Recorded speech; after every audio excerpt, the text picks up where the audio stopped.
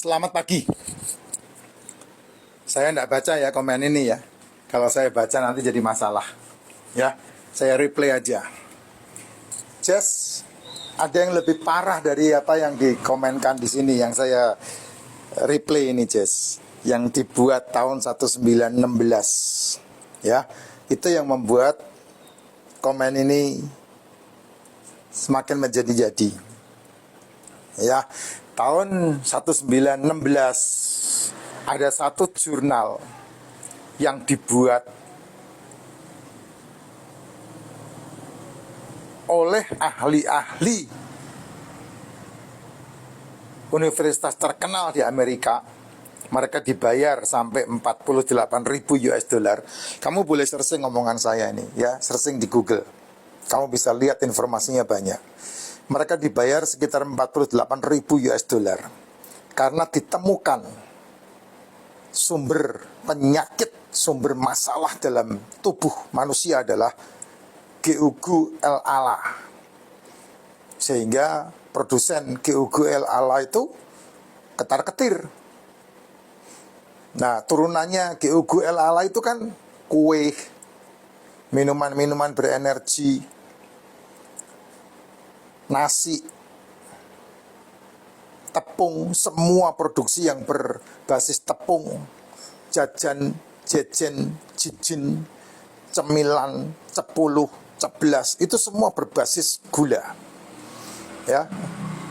Semua yang berhubungan dengan karbohidrat. Sehingga itu membuat penyumbatan di seluruh pembuluh darah manusia. Nanti saya terangkan.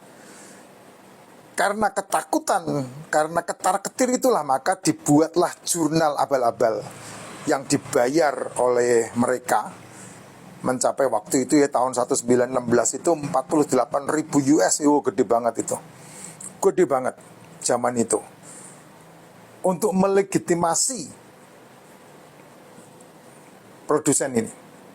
Sehingga mengkambing hitamkan kolesterol, mengkambing hitamkan telur, mengkambing hitamkan daging merah, mengkambing hitamkan protein, mengkambing hitamkan ikan, mengkambing hitamkan seafood.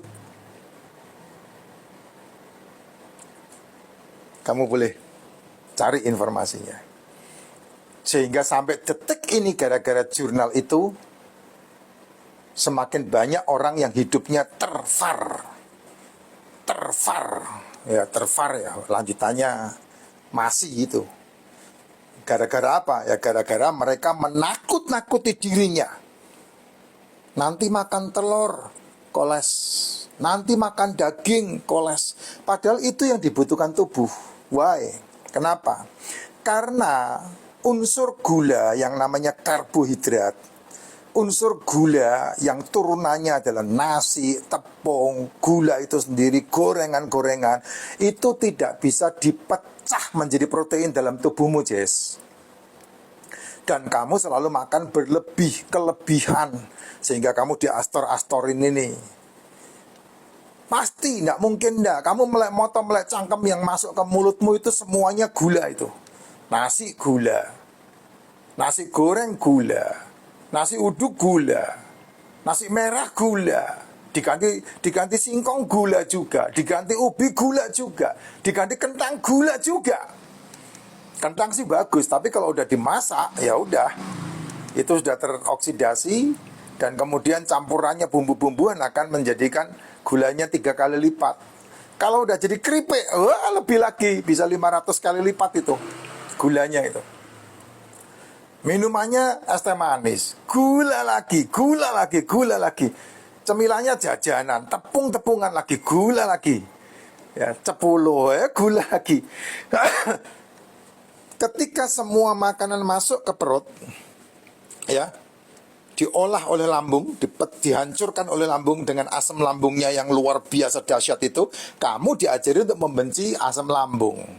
Kamu ngobatin, mules dikit, obat, mules dikit, obat. Padahal mules gara-gara rasa lapar itu sendiri sudah obat. Jangan dimakan-makanin gitu. Harusnya kan seperti itu ya. Kamu kasih itu prasol-prasol. Ya. Itu dia, sehingga kamu menamakan itu padahal enggak apa-apa, enggak ada masalah. Nah, ujung-ujungnya kamu dikit-dikit obat itu kan kena komplikasi. Ujung-ujungnya kan ke situ. Ketika sudah di dalam lambung, dicerna oleh lambung, masuk ke usus, itu dipecah sama usus. Ya, dipecah sama usus.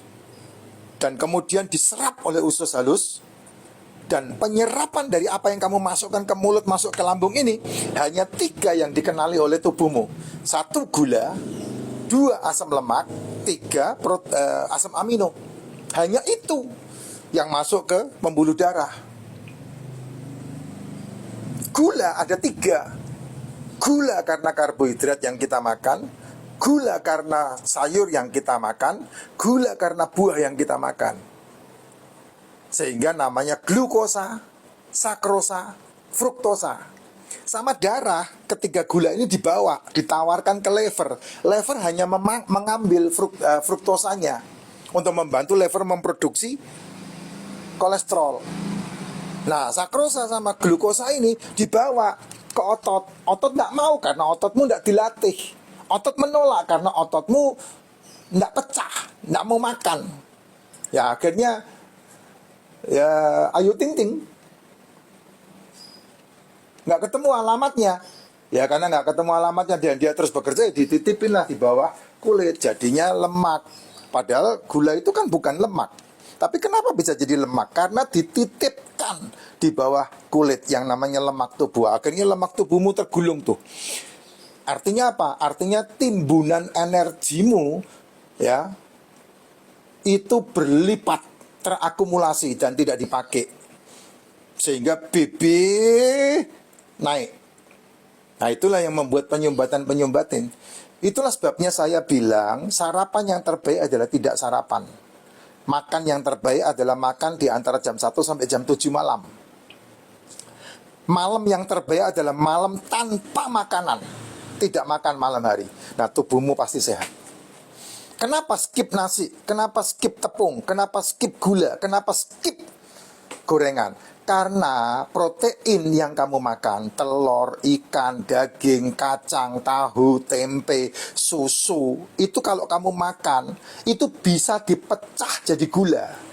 Tapi kalau kamu makannya gula, tidak bisa dipecah jadi asam amino dan asam lemak. Itu masalahnya. Makanya problemnya di ginjal.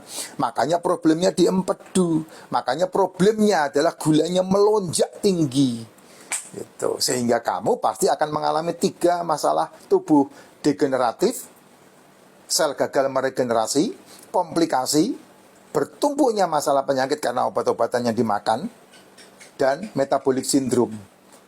Ujung dari semuanya ini pasti hubungannya dengan jantung, kanker, tumor, kista, prostat, gagal ginjal, cuci darah, diabetes, apalagi Alzheimer, apalagi. Itu semua kena ke tubuhmu. Padahal itu adalah penyakit-penyakit yang gampang banget diminimalisir. Caranya bagaimana? Kembali ke siklus tubuh.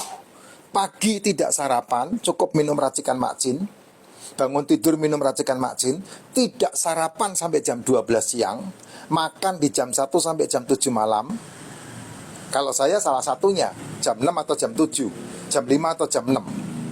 Hanya itu saya. Sehari makan cuma 1 kali. Ini badannya kayak begini.